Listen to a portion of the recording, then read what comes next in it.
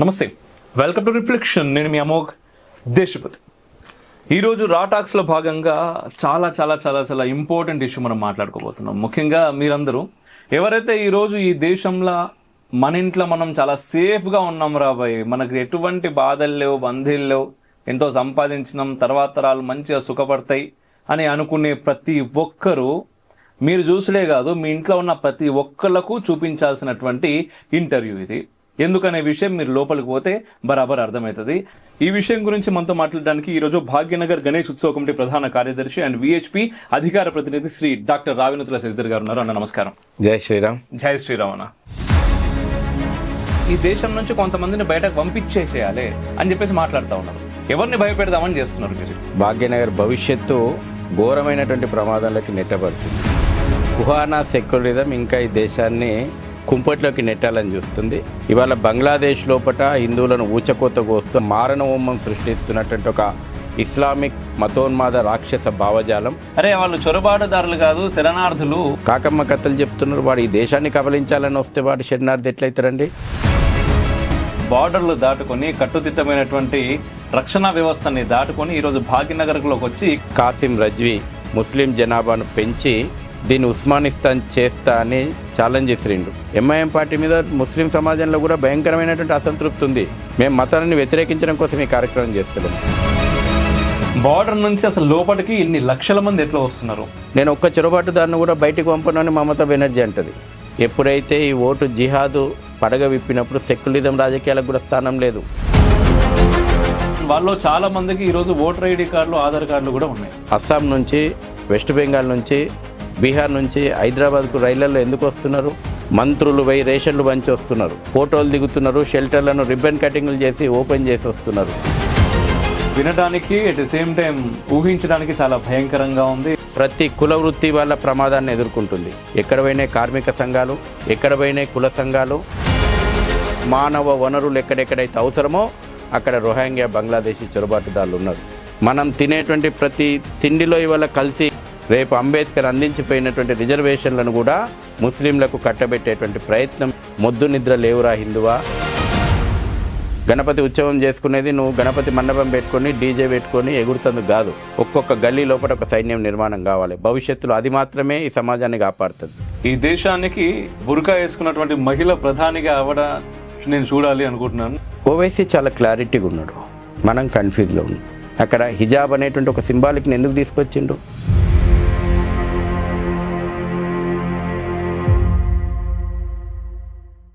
చాలా ఇంపార్టెంట్ ఇష్యూని అండ్ బేసిక్గా ప్రభుత్వాలు దీని గురించి మాట్లాడాలి అంటూ ఉంటారు. కానీ ప్రభుత్వం కాకుండా ఒక బయట నుంచి వచ్చినటువంటి ఒక హిందూ సంస్థ అంటే ఈరోజు చాలా ఇంపార్టెంట్ ఇష్యూని అట్ ద సేమ్ టైం ఈ దేశం నుంచి కొంతమందిని బయటకు పంపించేసేయాలి అని చెప్పేసి మాట్లాడుతూ ఉన్నారు. మాట్లాడగా దీనికోసం చాలా పెద్ద బహిరంగ సభకు పిలుపునిచ్చిర్రు. 24వ తారీఖున ఆ సభ జరగబోతున్నది. ఎవరిని భయపెడదామని చేస్తున్నారు మీరు? ఇది జాతీయవాదులను జాగృతం చేయడానికి, ఈ దేశ హితం కోరేటువంటి వాళ్ళను కార్యాచరణ రూపొందించుకోమని చెప్పడానికి. భవిష్యత్తు భాగ్యనగరం ఇవాళ మనం కూర్చొని ఇంటర్వ్యూ చేస్తున్నటువంటి నగరం కింద ఒక అగ్ని పర్వతం ఉంది. ఎప్పుడు పేలుతుందో తెలియనటువంటి ఒక ప్రమాదకరమైనటువంటి స్థితిలో భాగ్యనగరం ఉంది. భాగ్యనగర్ భవిష్యత్తు ఘోరమైనటువంటి ప్రమాదంలోకి నెట్టబడుతుంది. ఈ స్పృహ, ఏం ప్రమాదం ఉంది మన చుట్టూ, మన ఇంటి గడప తడుతున్నటువంటి సమస్య ఏందో యావత్ జాతీయవాదులు, యావత్ జాతి ఆలోచన చేయాలి.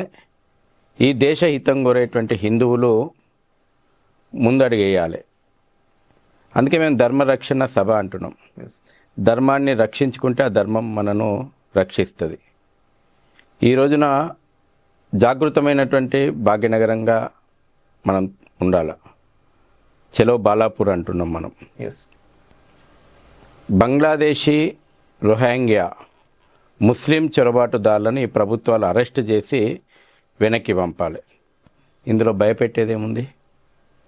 ఈ రోజున వాళ్ళ కారణంగా సమాజం అనేక రకాలైనటువంటి జిహాదులను మన మీద సాగిస్తూ ఉన్నారు. వాళ్ళు ఈ దేశాన్ని కబలించాలని చూస్తున్నారు.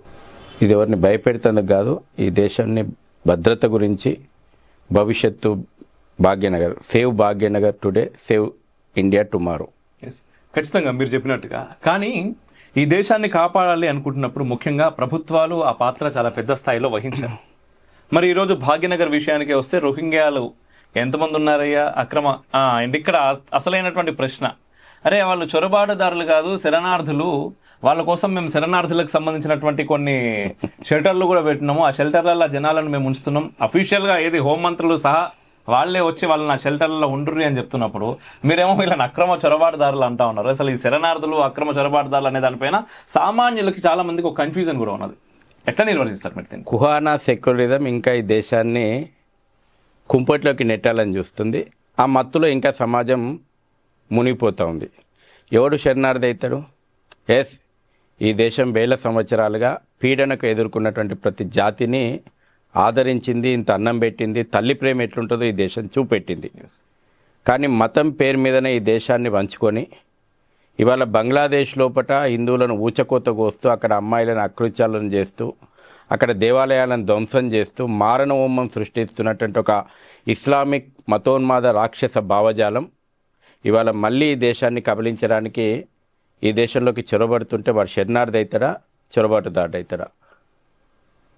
మయన్మార్ లోపట బౌద్ధ భిక్షవుల పైన ఘోరాతి ఘోరమైనటువంటి దాడులకు పాల్పడుతూ అక్కడ బౌద్ధులపైన హిందువులపైన దాడులు చేసినటువంటి వాడు ఇక్కడికి వచ్చి మళ్ళీ ఈ దేశాన్ని కబలించాలని చూస్తే వాడు శరణార్థి అవుతాడా, ఈ దేశ ద్రోహి, ఈ దేశంలో చొరబడినటువంటి వాడు అవుతాడా? ఇక్కడ మనం ఇది అర్థం చేసుకోవాలా. ఇదేం ధర్మసత్రం కాదు, భారతదేశం ధర్మసత్రం కాదు. మళ్ళీ దేశ విభజనకు బీజాలు నాడుతున్నటువంటి వాళ్ళను ఒక క్షణం కూడా ఉపేక్షించకూడదు. చట్ట ప్రకారంగా కూడా ఇవాళ చాలామంది మాట్లాడుతున్నటువంటి నేతలకు కానీ ఈ సోకాల్డ్ సమాజానికి కానీ ఒక విషయం చాలా స్పష్టంగా నేను అర్థమవుతాడు చెప్తున్నా. 1951 ఐక్యరాజ్య సమితి రిఫ్యూజీస్ మీద జరిగినటువంటి కన్వెన్షన్ లోపల భారతదేశం సంతకం పెట్టలేదు. 1967 రిఫ్యూజీ ప్రోటోకాల్స్ను కూడా భారతదేశం ఒప్పుకోలేదు. దీన్ని బట్టి మనం అర్థం చేసుకోవాల్సింది, ప్రాపర్ డాక్యుమెంట్ లేకుండా ఈ దేశంలో ఉంటున్నటువంటి వాళ్ళందరూ కూడా చొరబాటుదారుడే. శరణార్థి అనేటువంటి పదానికి ఆస్కారమే లేదు. వాళ్ళందరినీ కూడా ఫారినర్స్ యాక్ట్ ప్రకారం అరెస్ట్ చేసి తిప్పి పంపాల్సిన బాధ్యత ప్రభుత్వాల మీద ఉంది. కాకమ్మ కథలు చెప్తున్నారు, వాడు ఈ దేశాన్ని కబలించాలని వస్తే వాడు శరణార్థి ఎట్లయితారండి? బంగ్లాదేశ్ లోపట వాడు హిందువులను ఊచకోతకు వస్తున్నాడు, ఇక్కడికి వచ్చి భవిష్యత్తు ఊచకోతలకు ప్రణాళిక చేస్తున్నాడు. మయన్మార్ లోపల ఊచకోతలు కోసిండు, ఇక్కడికి వచ్చేసి మరి భవిష్యత్తు ఊచకోతల కోసం ప్రణాళికలు చేస్తుంటే ఆ ప్రమాదాన్ని పక్కన వండబెట్టుకుందామా? సమాజం ఆలోచన చేయాలి. ప్రభుత్వాలు, రాజకీయాలతో సంబంధం లేకుండా నేను మాట్లాడుతున్నా, అన్ని రాజకీయ పక్షాలు భాగ్యనగర్ భవిష్యత్తును, దేశ భవిష్యత్తుకు ఛాలెంజ్ చేస్తున్నటువంటి ఈ బంగ్లాదేశ్ రోహింగ్యా అక్రమ ముస్లిం చొరబాటుదారులను పట్టుకొని ఏరివేయాలనేటువంటి ఈ డిమాండ్లో కలిసి రావాలి. ఖచ్చితంగా. అయితే ఒక మాట, నార్మల్గా భాగ్యనగరం అనేటటువంటిది ఏదో దేశం బార్డర్లో లేదు, దేశం మధ్యలో ఉంది. ఎక్కడో బంగ్లాదేశ్లో ఉన్నాడో లేకపోతే ఇంకెక్కడో ఉన్నాడో బార్డర్లు దాటుకొని కట్టుదిట్టమైనటువంటి రక్షణ వ్యవస్థని దాటుకొని ఈరోజు భాగ్యనగర్లోకి వచ్చి ఇక్కడ ఎంతమంది ఉన్నారో అదొకటి మాట్లాడుకుందాం ఒకసారి. ఆ అఫీషియల్గా అయితే వెబ్సైట్లలో దీంట్లో 6,000, 8,000, 10,000 అని చూపిస్తా ఉన్నారు.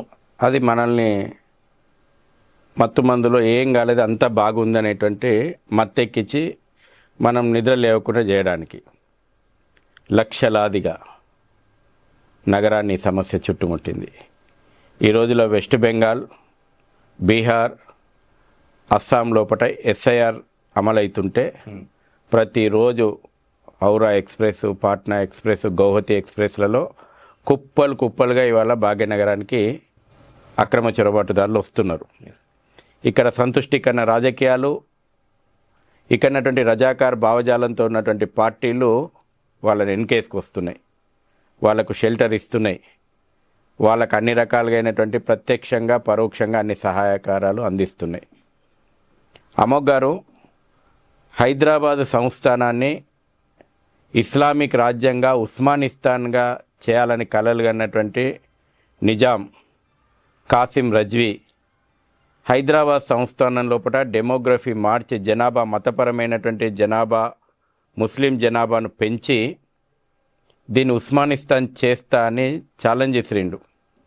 ఆనాడు సర్దార్ వల్లభాయ్ పటేల్ గారి కఠినమైనటువంటి నిర్ణయాలు దూరదృష్టి ఈరోజు మనం భారత్లో అంతర్భాగమైనం. ఇవాళ మనం పాతపట్నం లోపల అనేక కాలనీలు చూస్తే మనకు బార్కాస్ లాంటి ప్రాంతాలకు పోతే ఎక్కడో ఆఫ్రికన్ కంట్రీస్ నుంచి కూడా తీసుకొచ్చి ఆ రోజున నిజాం మతపరమైన జనాభా పెంచుకునేటువంటి ప్రయత్నం చేసిండు. స్వాతంత్రం వచ్చింది, కానీ గడిచిన 75 సంవత్సరాలుగా భాగ్యనగరం లోపల ఈ కుట్రలు సాగుతూనే ఉన్నాయి. మతపరమైనటువంటి జనాభా పెంచుకోవాలనేటువంటి కుట్రలు సాగుతూ ఉన్నాయి. ఎంఐఎం పార్టీ ప్రత్యక్షంగా ఈ యొక్క కుట్ర లోపల భాగమైంది. అందుకే ఈ దేశంలో అక్రమంగా చొరబడ్డటువంటి బంగ్లాదేశీ రోహింగ్యా ముస్లిం చొరబాటుదారులకు మతం ఆధారంగా వాళ్ళ ఆశ్రయం కల్పిస్తున్నారు. నేను ఒక విషయం చాలా క్లారిటీగా చెప్పదలుచుకున్నాను. నేను ఒక భాగ్యనగర్ గణేష్ ఉత్సవ సమితి ప్రధాన కార్యదర్శిగా మేము మతాన్ని వ్యతిరేకిస్తలేము. మేము మతాన్ని వ్యతిరేకించడం కోసం ఈ కార్యక్రమం చేస్తలేము. ఈ దేశ ద్రోహులు ఎవరైతే ఉన్నారో, ఈ దేశాన్ని కబలించాలని ఎవరైతే చూస్తున్నారో ఆ చొరబాటుదారులకు మేము వ్యతిరేకంగా కార్యక్రమం చేస్తున్నాం. మతం ఆధారంగా ఆ చొరబాటుదారులకు సహకరిస్తున్నటువంటి మతోన్మాదాన్ని మేము వ్యతిరేకిస్తున్నాం. ఎంఐఎంకు ఒక గుబులు పుట్టుకుంది. స్థానిక ముస్లింలు వాళ్ళు కూడా ఈ చొరబాటుదారుల కారణంగా వాళ్ళ ఒక ఉపాధి కూడా దెబ్బపడుతుంది. ఎంఐఎం పార్టీ మీద ముస్లిం సమాజంలో కూడా భయంకరమైనటువంటి అసంతృప్తి ఉంది. కాబట్టి చొరబాటుదారులను ఓటర్లుగా చేర్చుకొని చొరబాటుదారులతోటి లక్షలాదిగా ఇక్కడ నింపుకొని భవిష్యత్తు రాజకీయానికి ప్రణాళికలు వేసుకుంటున్నాడు ఓఐసీ సోదరులు. ఈ ప్రమాదాన్ని ముస్లిం సమాజం కూడా గుర్తించాలని అంటున్నాం మేము. వాళ్ళ ఉపాధి కూడా గండి కొడుతున్నారు ఈ చొరబాటుదారులు. ఖచ్చితంగా మీరు అన్నట్టుగా ముస్లిం సమాజానికి చాలా పెద్ద ఒక రకంగా చెప్పాలంటే బొక్కనే ఇది. కానీ వాళ్ళు ఎంత మేర ముందుకు వచ్చి మీకు సపోర్ట్ చేస్తారనుకుంటున్నారు ఇట్లాంటి ఇష్యూలో? చూడండి, మేము జాతీయవాదంతో ఉన్నటువంటి వాళ్ళందరినీ రమ్మంటున్నాం. ఎవరు కలిసి వస్తారు, ఎవరు కలిసి రారు, ఆ చర్చను నేను పెట్టదలుచుకోలేదు. కానీ జాతీయవాదం గురించి, దేశం గురించి, మన భవిష్యత్తు గురించి, మన పిల్లల భవిష్యత్తు గురించి, రేపటి తరం గురించి ఏమాత్రం ఆలోచన ఉన్నా కలిసి రండి. మన నగరం, మన భవిష్యత్తు, మన దేశం, మన ధర్మం కాపాడుకుందాం. డబ్బులున్నోనికి ఒకప్పుడు ఒక రకమైనటువంటి అహంకారం ఉంటుండే. అమెరికా పోతా సెటిల్ అవుతా, యూకే పోతా సెటిల్ అవుతా, ప్యారిస్ పోతా సెటిల్ అవుతా, ఆస్ట్రేలియా పోతా సెటిల్ అవుతా. మనకంటే వేగంగా జిహాద్ భావజాలం అక్కడ పడగలు విప్పింది. యూరోపియన్ కంట్రీస్ అన్ని మనకంటే వేగంగా ఇస్లామికన్నా అయిపోతున్నాయి. లండన్ మేయర్ పాకిస్తాన్ ఆరిజినోడ్ అయిండు. ఓల్డ్ సిటీ కంటే ఘోరంగా ఇలా లండన్ తయారైంది. న్యూయార్క్ మేయర్ మొన్ననే మాదాని అయిండు. ఇస్లామిక్ మతోన్మాదాన్ని విషం జిమ్ముతున్నాడు. ప్యారిస్లో తగలబడిపోతుంది. స్వీడన్ ఏమవుతుందో కళ్ళ ముందరుంది. భవిష్యత్తు భాగ్యనగరాన్ని అట్లా కానీయకుండా ప్రజలారా, జాతీయవాదులారా, మొద్దు నిద్ర లేచి సెక్యులర్ మత్తుమందు నుంచి బయటికి వచ్చి నీ భవిష్యత్తును కాపాడుకో. ఇప్పుడు 2 ప్రశ్నలు ఉన్నాయి ఇక్కడ. ఒకటి, బార్డర్ నుంచి అసలు లోపలికి ఇన్ని లక్షల మంది ఎట్లా వస్తున్నారు? బార్డర్లో అంతా ఏం జరుగుతుంది అనేది ఒకటి సామాన్య ప్రతి ఒక్కరిలో ఉండే ప్రశ్న ఇది. ఇప్పుడు ఇక్కడికి వచ్చిన తర్వాత మనం అంటాం కానీ అసలు లోపలికి ఎందుకు రాణిస్తున్నాం వీళ్ళని అని. రెండవ ప్రశ్న వచ్చేసి ఇది చెప్పినాక చెప్తాను నేను, దానికి మళ్ళీ 2 ఉన్నాయి. రెండో ప్రశ్న మంచిది, ప్రజలకు అర్థం కావాల్సిన విషయం కూడా ఉంది. ఎందుకంటే ఈ సమస్యను కూడా రాజకీయ కోణంలో విమర్శలు, ప్రతి విమర్శలు జరుగుతున్నాయి. అవును, బాధ్యత కేంద్ర ప్రభుత్వం మీద ఉంటుంది, రాష్ట్ర ప్రభుత్వం మీద ఉంటుంది. 1951లో యునైటెడ్ నేషన్ రెఫ్యూజీ కన్వెన్షన్ లోపల భారత్ సంతకం పెట్టకపోవడానికి, 1967 రిఫ్యూజీ ప్రోటోకాల్స్ విషయం లోపల భారత్ ఒప్పుకోకపోవడానికి, united nation high commission for refugees యొక్క సభ్యత్వం తీసుకున్నప్పటికీ ఈ రిఫ్యూజీస్ విషయంలో మాది లీగల్ ఆబ్లిగేషన్ ఏం లేదు అని భారత్ స్పష్టం చేయడానికి ప్రధానమైనటువంటి కారణం మన సుదీర్ఘమైనటువంటి సరిహద్దు, రకరకాలైనటువంటి భౌగోళిక స్వరూపం ఉన్నటువంటి సరిహద్దు. అందుకే భారతదేశం చాలా స్పష్టంగా చెప్పింది, మాది ఇక్కడ చాలా వేలాది కిలోమీటర్ల యొక్క సరిహద్దు ఉంది. కాబట్టి మేము రిఫ్యూజీస్ అనేటువంటి సాకులో ఈ దేశంలోకి చొరబాట్లు జరుగుతాయి. కాబట్టి మేము ఈ రిఫ్యూజీ కన్వెన్షన్ను మేము తిరస్కరిస్తున్నాము. తర్వాత మనకున్నటువంటి రీసోర్సెస్, డెమోగ్రఫీ చేంజ్ కారణంగా దేశం మతం ఆధారంగా 3 ముక్కలైంది 1947లోనే. 1857 నుంచి మొదలు పెట్టుకుంటే ఈ దేశం మతపరమైనటువంటి జనాభా మారుతూ ఉండడం కారణంగా ఉపగణ స్థానం అంటే ఈనాడున్నట్టు నాటి గాంధారం ఈనాటి కాందహారు, నాటి లవపురం ఈరోజు లాహోరు, నాటు డాకేశ్వరం ఇవాళ ఢాకా, అంటే 1870 ప్రాంతం నుంచి మొదలు పెట్టుకుంటే 1947 వరకు మతం ఆధారంగా ఈ దేశం విభజన ఎట్లా జరిగిందో, జనాభా మతం ఆధారంగా జనాభా అసమతుల్యత ఉంటే దేశం ఎంత మూల్యం చెల్లించుకుందో అనుభవం ఉంది ఈ దేశానికి. ప్రపంచంలో జిహాద్ టెర్రరిజంలో ఎక్కువ భాగం అనుభవం ఉంది. జిహాద్ కారణంగా ఎక్కువ మూల్యం చెల్లించుకున్నటువంటి దేశం భారతదేశమే. కాబట్టి ఈ తీర్మానాన్ని వ్యతిరేకించడానికి, ఈ తీర్మానాన్ని తిరస్కరించడానికి కారణం అది. రెండవది ఫెడరల్ సిస్టమ్ అన్నది. ఇప్పుడున్నటువంటి ఫెడరల్ సిస్టమ్ లోపల లా అండ్ ఆర్డర్ రాష్ట్ర ప్రభుత్వాల చేతుల్లో ఉంటుంది. ఇంత సుదీర్ఘమైనటువంటి బార్డర్లో వాడు ఎక్కడో ఒక దగ్గర బార్డర్ క్రాస్ చేస్తున్నాడు.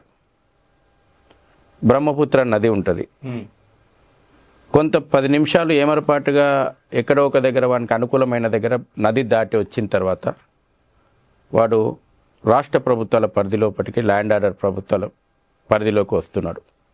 బీఎస్ఎఫ్ పరిధి చాలా తక్కువ. అందుకే ఈ చర్చ కూడా జరుగుతుంది. గతంలో బీఎస్ఎఫ్ చట్ట పరిధి సుమారు 50 కిలోమీటర్ల వరకు పెంచాలే అనేటువంటి ప్రతిపాదన వస్తే ఈ ఓటు బ్యాంకు రాజకీయాలు, ఈ సంతుష్టీకరణ రాజకీయాలు కూడా దానికి ఒప్పుకోవట్లేదు. ఎందుకంటే కొన్ని పార్టీలు ఈ దేశంలో ఎట్లయిపోయినాయంటే చొరబాటుదారుల ఓట్లతోటే గెలవాలి, మతపరమైనటువంటి ఓట్లతోటే గెలవాలి. వాళ్ళ వెస్ట్ బెంగాల్లో చూస్తున్నాం మనం. నేను ఒక్క చొరబాటుదారుని కూడా బయటికి పంపనని మమతా బెనర్జీ అంటది. ఈ రకమైనటువంటి రాజకీయాలు, ఈ రకమైనటువంటి సంతుష్టీకరణ రాజకీయాలు, ఈ బుజ్జగింపు రాజకీయాలు వాళ్ళ దేశాన్ని ప్రమాదాలకి నెడుతున్నాయి. కాబట్టి సమస్య తీవ్రత ఈ రకంగా మారడానికి అనేక దశాబ్దాలుగా చొరబాట్లు జరిగినాయి. ఈ మధ్యన ఇప్పుడు నేను ఇంతకుముందే చెప్పిన, ఈ మధ్యన ప్రభుత్వాలు ఎక్కడెక్కడైతే జాతీయ భావజాలంతో ఉన్నటువంటి ప్రభుత్వాలు చర్యలు ప్రారంభం చేస్తే ఇవాళ ఎందుకు భాగ్యనగర్ సేఫ్ జోన్ అనుకుంటున్నారు? ఎందుకు ఇవాళ అస్సాం నుంచి, వెస్ట్ బెంగాల్ నుంచి, బీహార్ నుంచి హైదరాబాద్కు రైళ్లలో ఎందుకు వస్తున్నారు? ఇక్కడ సంతుష్టీకరణ రాజకీయాలు, ఇక్కడ రజాకార్ భావజాలం వాళ్ళకి షెల్టర్ ఇస్తుంది. ఒక పక్కన దాటి నేపాల్ పోతున్నారు కొంతమంది, మిగతా వాళ్ళందరూ ఇక్కడికి వలస కట్టినారు, లేదంటే బెంగళూరుకు వలస కట్టినారు, లేదంటే కేరళకు వలస వెళ్తున్నారు. ఇక్కడటువంటి పరిస్థితుల్లో రేపు భయంకరమైనటువంటి మార్పులు తీసుకొచ్చి ప్రమాదాలకు కారణం కాబోతున్నారు. ఇది మరొక ప్రశ్న అన్న. ఇప్పుడు ఈ రోజు అంటే ఎప్పటి నుంచో ఇప్పుడు ఈ రోజు వచ్చిన వాళ్ళే కాదు, ఈ చొరబాటుదారులు ఎప్పటి నుంచో గత ప్రభుత్వాల దగ్గర నుంచి ఉన్నారు ఇక్కడ. అండ్ వాళ్ళందరికీ షెల్టర్లు ఉన్నాయి. అండ్ వాళ్ళు చాలా మందికి ఈరోజు ఓటర్ ఐడి కార్డులు, ఆధార్ కార్డులు కూడా ఉన్నాయి. ఇప్పుడు వీళ్ళని ఎట్లా మీరు అక్రమ చొరబాటుదారులు అని చెప్పేసి ఎట్లా సెలెక్ట్ చేస్తారు, ఎట్లా గుర్తిస్తారు, ఎట్లా పంపిస్తారు? అమ్మగారు గారు, ప్రభుత్వాలు అనుకుంటే, చిత్తశుద్ధి ఉంటే సాధ్యం. ఇది నీవు నేను వ్యక్తులుగా చేయలేకపోవచ్చు, వ్యవస్థలు అనుకుంటే చేస్తాయి.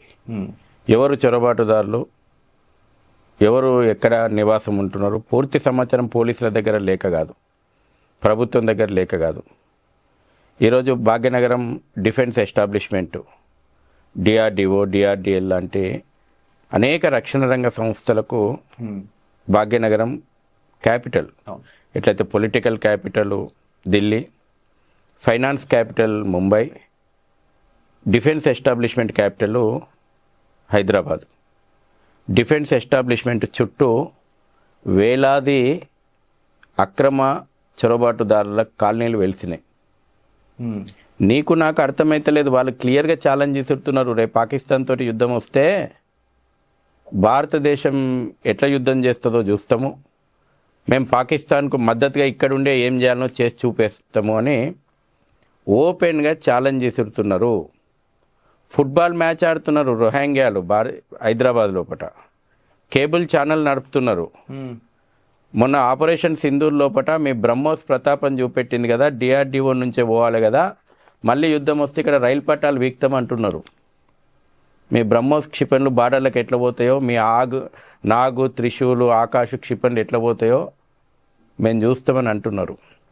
హైదరాబాద్కు దారి తీసేటువంటి ప్రతి రైలు పట్ట చుట్టూ అక్రమ విదేశీ చొరబాటుదారులు ఉన్నారు. రాసుకోండి, మీ కెమెరాలు తిప్పండి.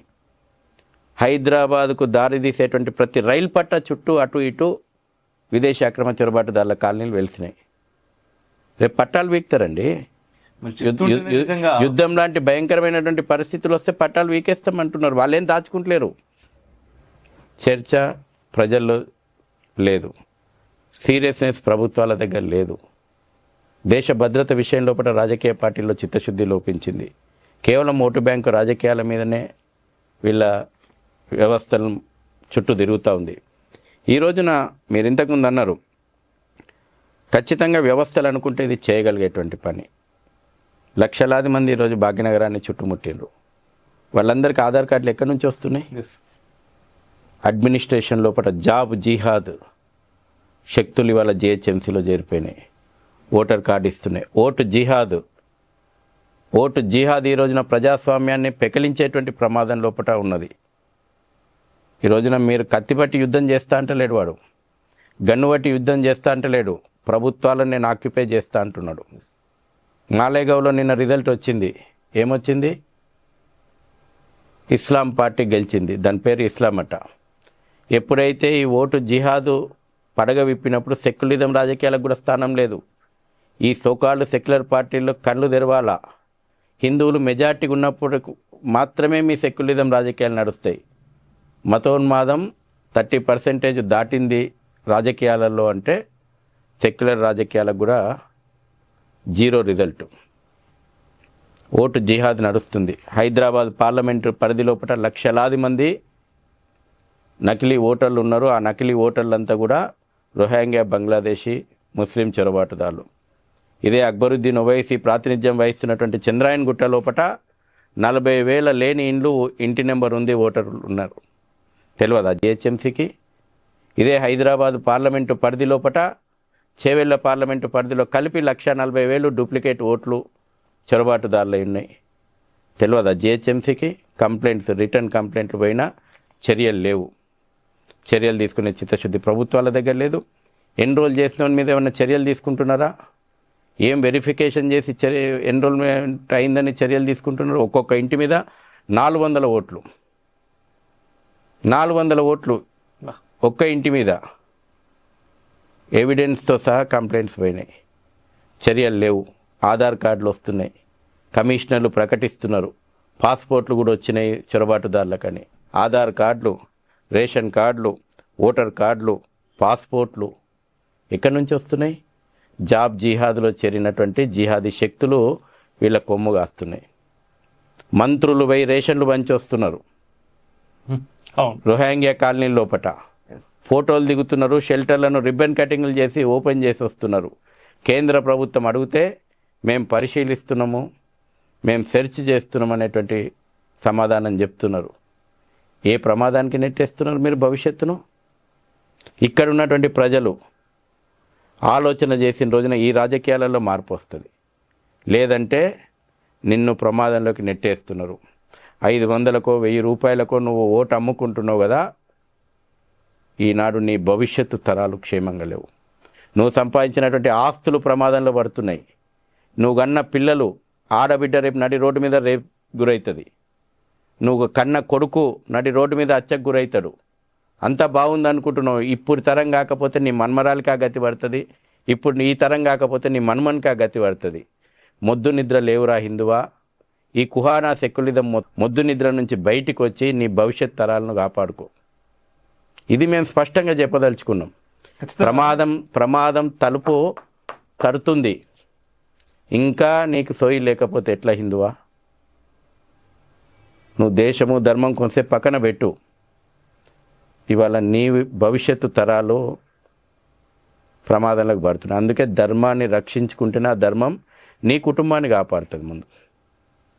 నిజంగా ఇప్పుడు మీరు చెప్తున్న ప్రతి ఎగ్జాంపుల్ వినడానికి అట్ ది సేమ్ టైం ఊహించడానికి చాలా భయంకరంగా ఉంది. అది వాళ్ళందరూ కూడా అనుకుంటున్నారు. నేను వినడం ఊహించడం కోసం చెప్తలేను, ప్రత్యక్షంగా గ్రౌండ్లో ఉన్న పరిస్థితి, వాస్తవ పరిస్థితులు.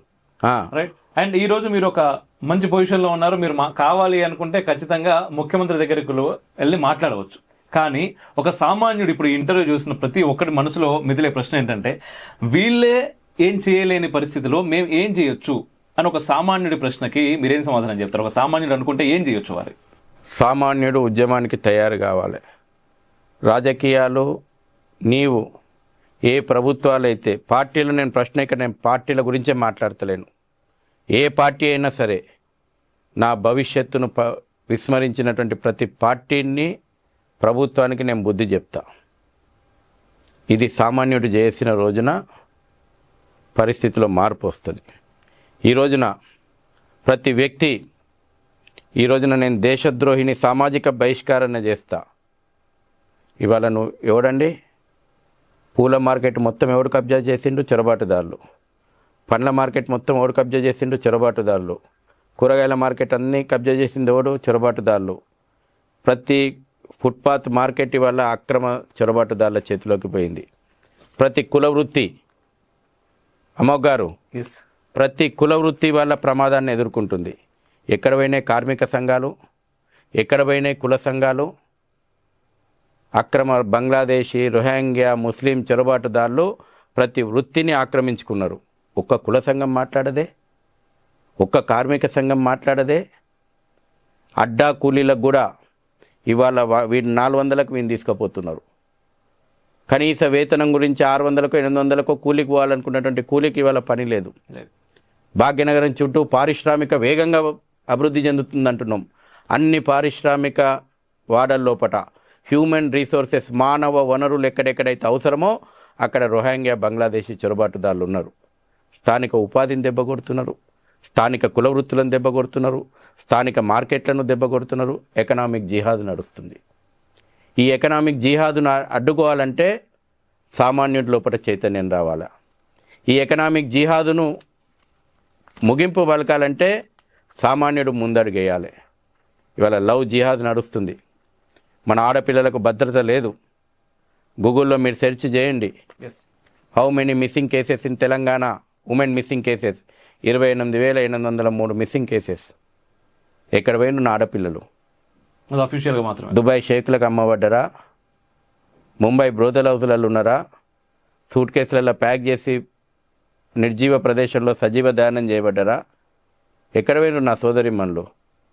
మెస్సీ ప్రోగ్రాం అద్భుతంగా చేసినాం, అందాల పోటీలు అద్భుతంగా నిర్వహించినామని మొన్న 31 డిసెంబర్ రోజున ఇయర్ ప్రోగ్రెస్ కార్డు ప్రకటించుకున్నటువంటి పోలీసు శాఖ ప్రభుత్వమా, నా హిందూ అమ్మాయిల పరిస్థితిలో పురోగతి ఏందో ప్రకటించు. నా హిందూ అమ్మాయిల మిస్సింగ్ కేసులలో 2025లో మీ పురోగతి ఏందో చెప్పు. దేవాలయాల మీద ధ్వంసం జరుగుతుంది యథేచ్ఛగా.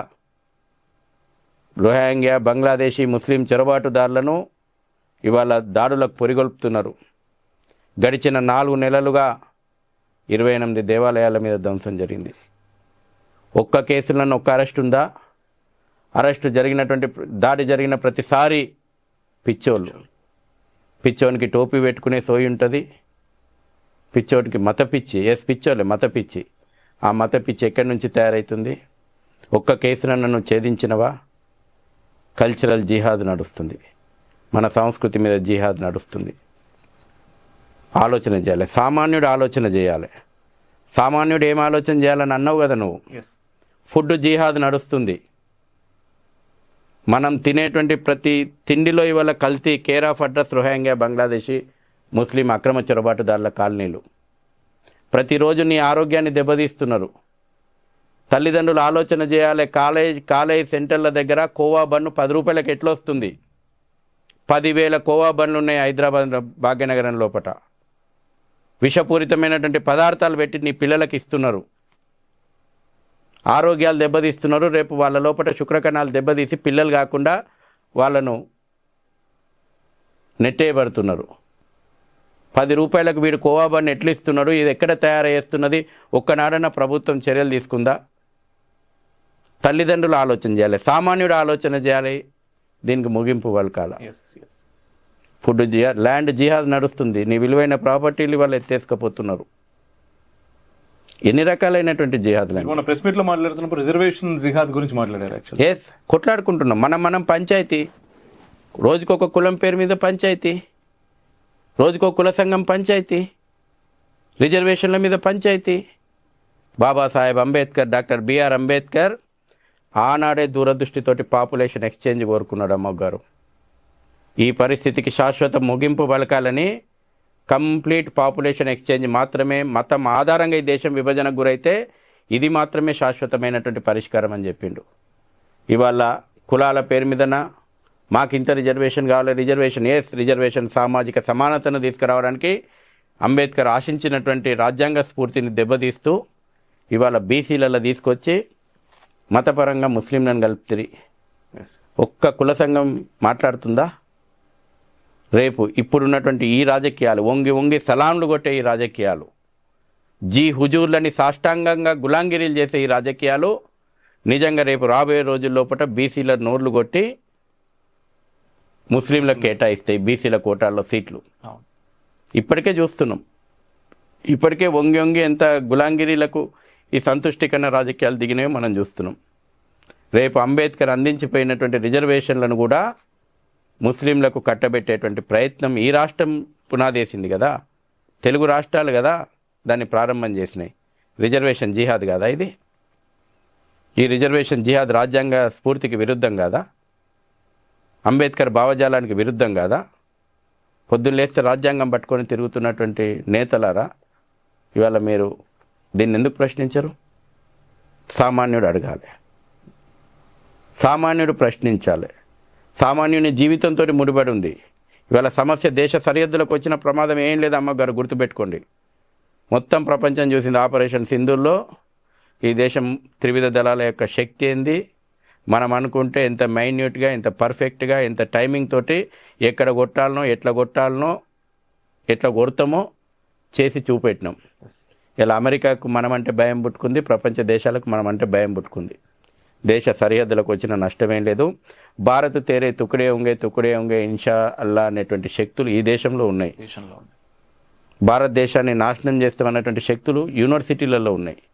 భారతదేశం యొక్క వినాశనాన్ని కోరుకుంటాము, భారత్ను దారులు ఇస్లాం చేస్తాము 2047 వరకు అనేటువంటి శక్తులు మన మధ్యన ఉన్నాయి. భారత రాజ్యాంగాన్ని మేము మాకొద్దు, ఈ దేశంలో షరియత్ లా చేస్తాం అనేటువంటి శక్తులు మన కళ్ళ ముందర తిరుగుతున్నాయి. 15 నిమిషాలు టైం ఇస్తే ఇందులో ఊచకోతకు వస్తానటువంటి శక్తులు ఈ భాగ్యనగరం లోపల ఉన్నాయి. అరే మేము బయటికి వెళితే మీకు గల్లీలు సరిపోరా అని మొన్న ఒక ఎంఐఎం నేత మాట్లాడిండు. సమస్య మన ఇంటి దగ్గరకు ఉంది. సామాన్యుడు కదలాల. సామాన్యుడు కదిలిన రోజున ఈ సమస్యలన్నిటికీ పరిష్కారం వస్తాయి.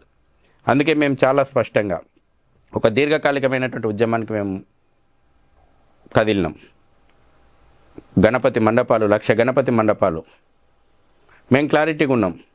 గణపతి ఉత్సవం చేసుకునేది నువ్వు గణపతి మండపం పెట్టుకొని డీజే పెట్టుకొని ఎగురుతందుకు కాదు.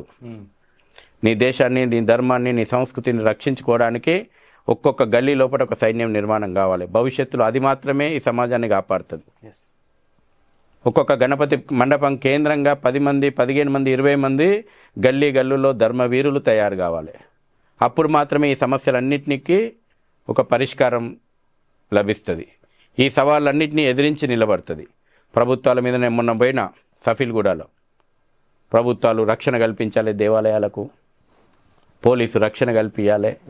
భారతదేశం లోపల, హిందూ దేశం లోపల, వేదాలు పుట్టిన దేశం లోపల, రాముడు నడయాడిన దేశం లోపల, కృష్ణుడు నడయాడినటువంటి దేశం లోపల, హిందువులు మెజార్టీగా ఉన్నటువంటి దేశం లోపల పోలీసుల పహారా ఉంటే కానీ మన దేవాలయాలకు రక్షణ లేని పరిస్థితిలోకి మనం నెట్టేయబడ్డామా?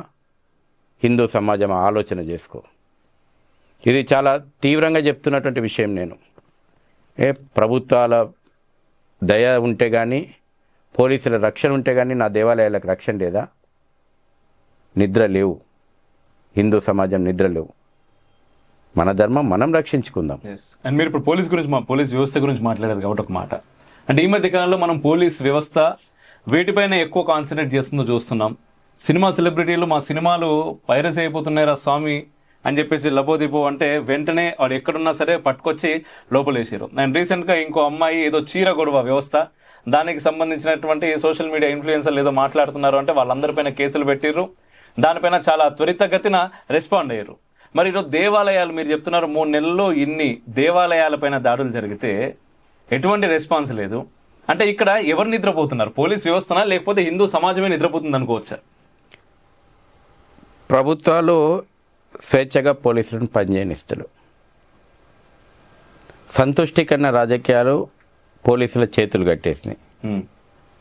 తెలంగాణ పోలీసులు సమర్థవంతమైనటువంటి పోలీసులు.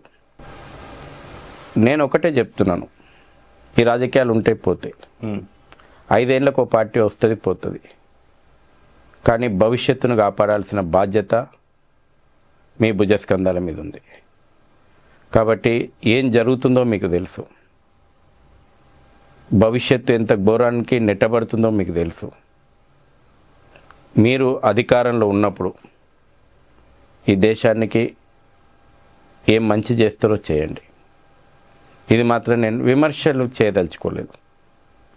ఎందుకంటే సమర్థవంతమైనటువంటి బలిదానాలు చేసినటువంటి చరిత్ర తెలంగాణ పోలీసులకు ఉంది.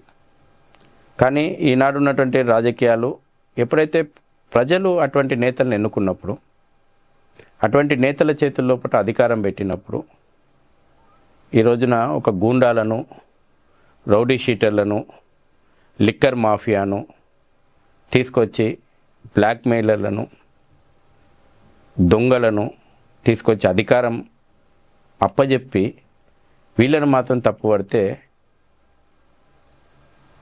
మంచిది కాదు అనేది నా అభిప్రాయం. అదే సందర్భం లోపట నేను అందుకే గుర్తు చేసిన, వీళ్ళది 5 సంవత్సరాల సినిమా, ఎప్పుడు కూడా అభద్రతతో ఉండేటువంటి సినిమా వీళ్ళది.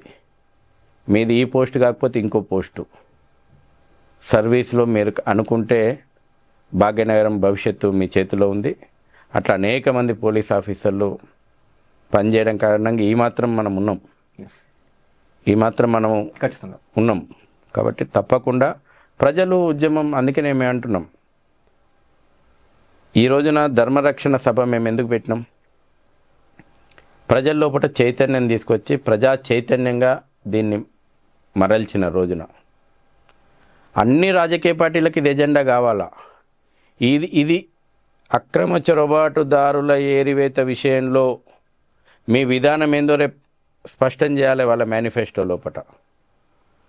ఏ రాజకీయ పార్టీ కూడా అక్రమ చొరబాటుదారుల వెనకాల మేము నిలిస్తే ఫస్ట్ ఈ ప్రజలు మమ్మల్ని బొంద పెడతారు అనేటువంటి భయం రావాలి.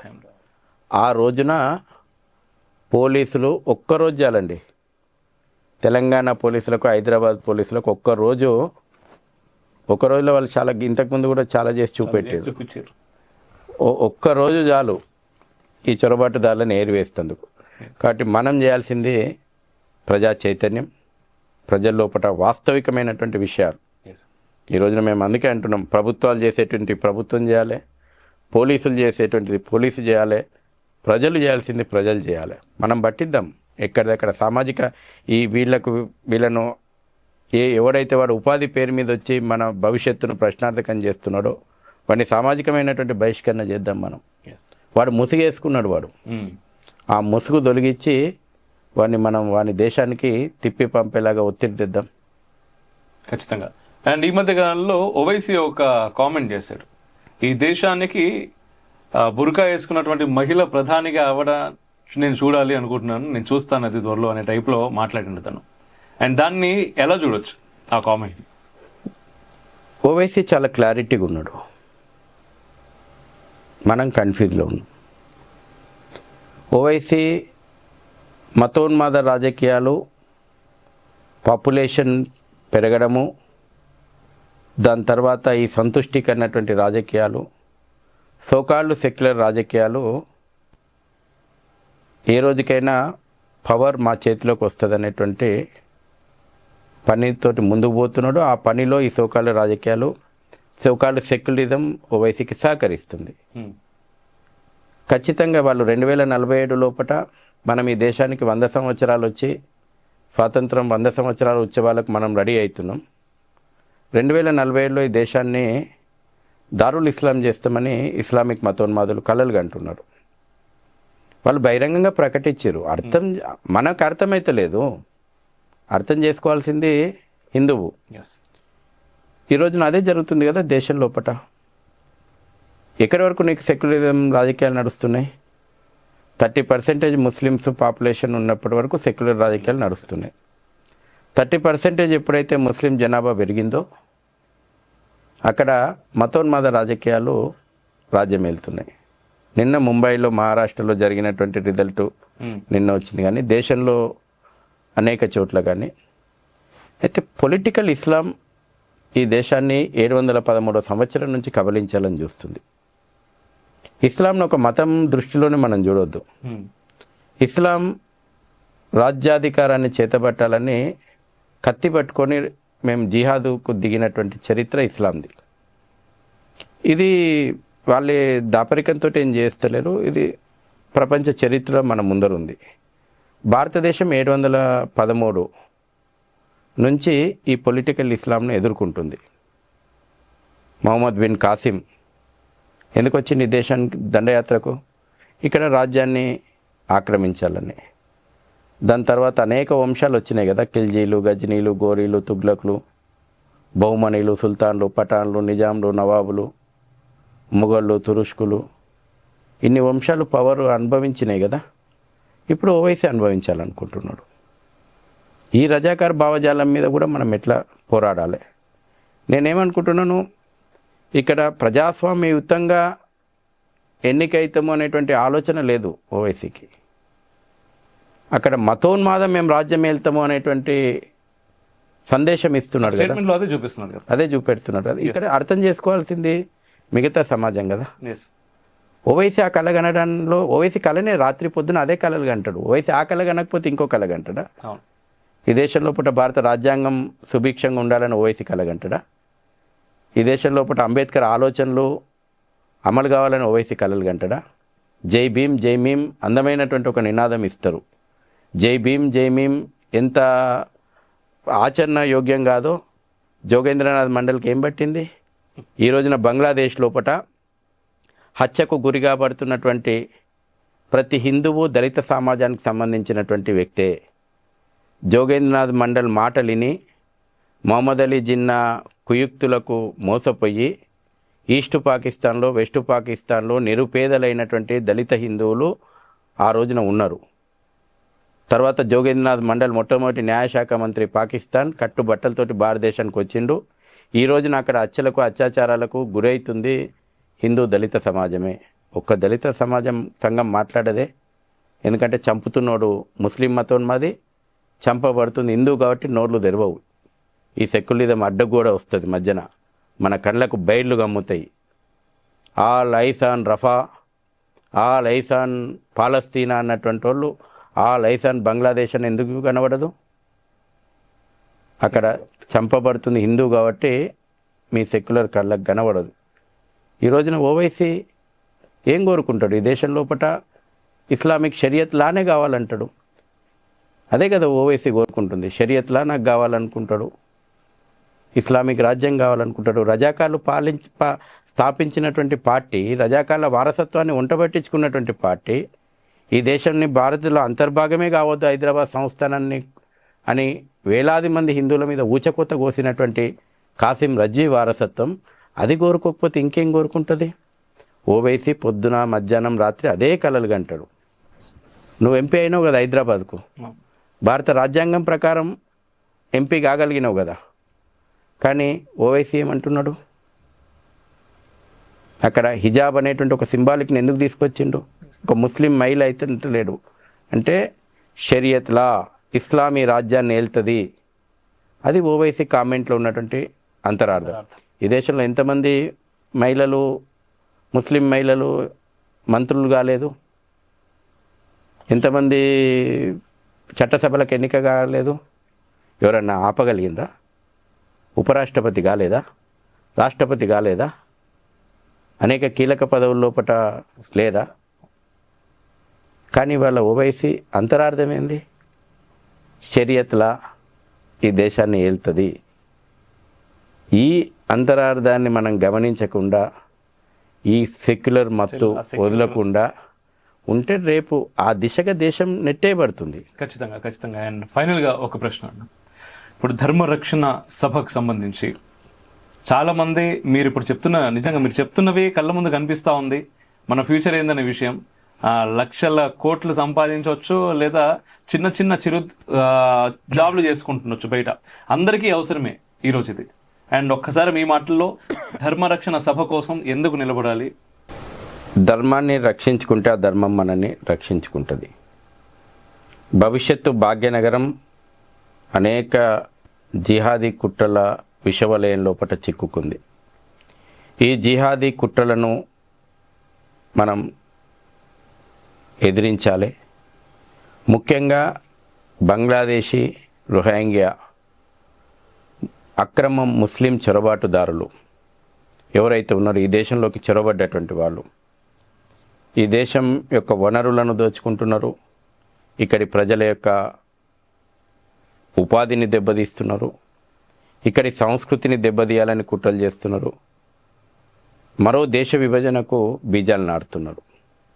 కాబట్టి సమాజమా, జాతీయవాదంతో కదిలిరా.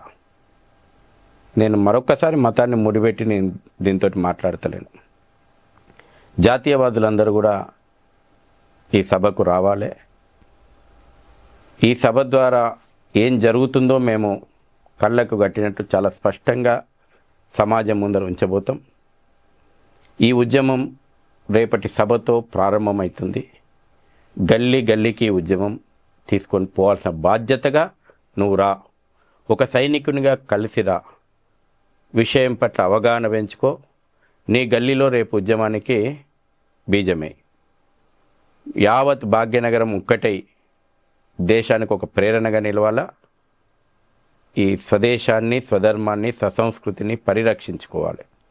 ఇందుకోసం 24 జనవరి 2026 శనివారం మధ్యాహ్నం 2 గంటలకు జాగో భాగ్యనగర్ చలో బాలాపూర్ ధర్మరక్షణ సభకు రావాల్సిందిగా మీ అందరికీ ఆహ్వానిస్తూ ఉన్నాం.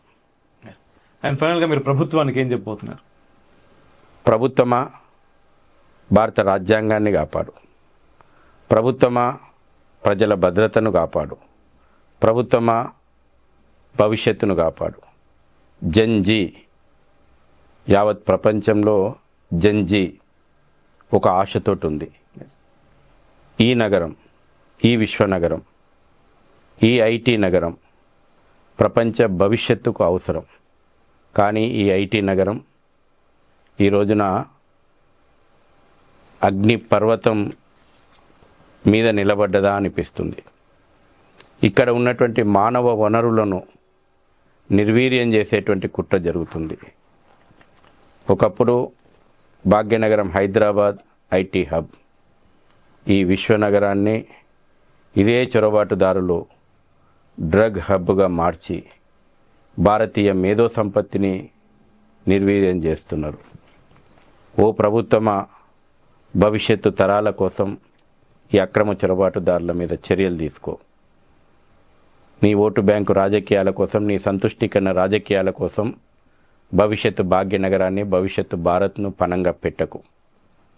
ఓ సమాజమా, నాది బాధ్యత కాపాడుకుంటా అని ప్రతిజ్ఞ తీసుకొని ముందుకురా. ఇది మేము చెప్పదలుచుకున్నాం.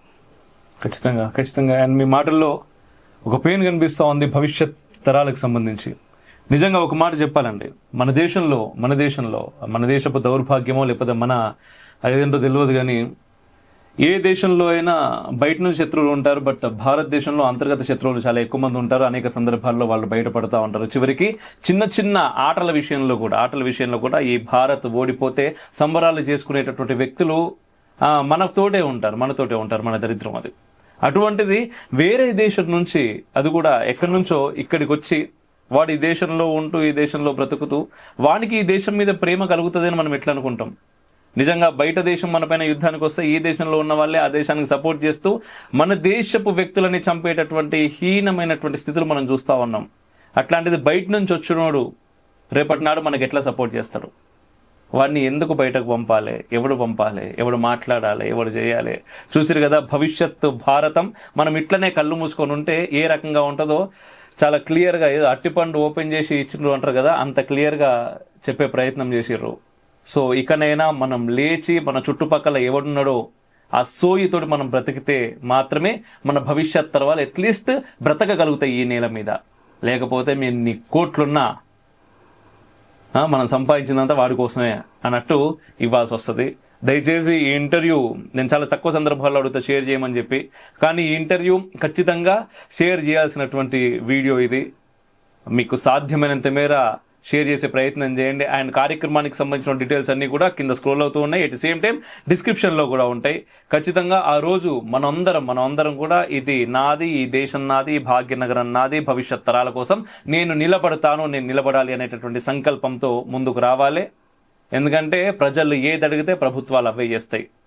ప్రజలు ఫ్రీ బస్సులు అడిగితే ప్రభుత్వాలు ఫ్రీ బస్సులు ఇస్తే అది కాదు నాయన మాకు ఇవి కావాలి అని చెప్పేసి గట్టిగా మనం నిలబడితే ఖచ్చితంగా వాళ్ళు ఇచ్చే ప్రయత్నం చేస్తారు. ఇచ్చేటట్టు వంచొచ్చు మనం. ఆ వంచడానికే చాలా అద్భుతమైనటువంటి కార్యక్రమం నిర్వహిస్తా ఉన్నారు. దీన్ని సక్సెస్ చేయాల్సినటువంటి బాధ్యత మనది. ఒక అద్భుతమైనటువంటి మాట చెప్పారు, ఏంటి అంటే ఇది ఆరంభం మాత్రమే అని. ఈ ఆరంభం నుంచి ప్రతి గల్లీకి మీ ఇంటి దాకా వస్తారు. వాళ్ళు ఎట్లయితే వస్తున్నారో అంతకంటే ముందుగా వస్తారు. మీరు కూడా వీళ్ళని చేరుకునే ప్రయత్నం చేయరు, ఎందుకంటే మీ వాళ్ళ కోసమే. స్వార్థం ఉంటుంది కదా, ఆ స్వార్థం కోసమే. అనా చాలా చాలా చాలా ధన్యవాదాలు. చాలా అద్భుతమైనటువంటి విషయాలు.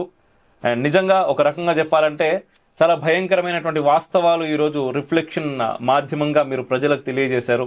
అండ్ చాలా అద్భుతమైనటువంటి బాధ్యతని మీ తలపైకి ఎత్తుకుంటున్నారు. ఒకటి చెప్తున్నా ప్లీజ్. సమాజం మనది ధైర్యవంతమైనటువంటి DNA భారతీయులది. ఇంతకుముందు చెప్పినట్టు ఎన్ని వంశాలు ఈ దేశం మీద దండయాత్రలు చేస్తే కొట్లాడినాము. నిజం. సంఘటితంగా అండి. సింహాలు నిద్రపోతున్నాయి అంతే. సింహాలను నిద్ర లేపే పని మేము చేస్తున్నాం. సింహాలు నిద్ర లేచి జూలు దులిపితే అన్ని సమస్యలకు పరిష్కారం దొరుకుతుంది. అద్భుతం. మేము ప్రయత్నము సింహాలను లేపుతున్నాము. భయపడకండి, సింహాలని గుర్తించండి, సింహాలుగా నిద్ర లేచి కథం దొక్కండి. జై శ్రీరామ్. జై శ్రీరామ్.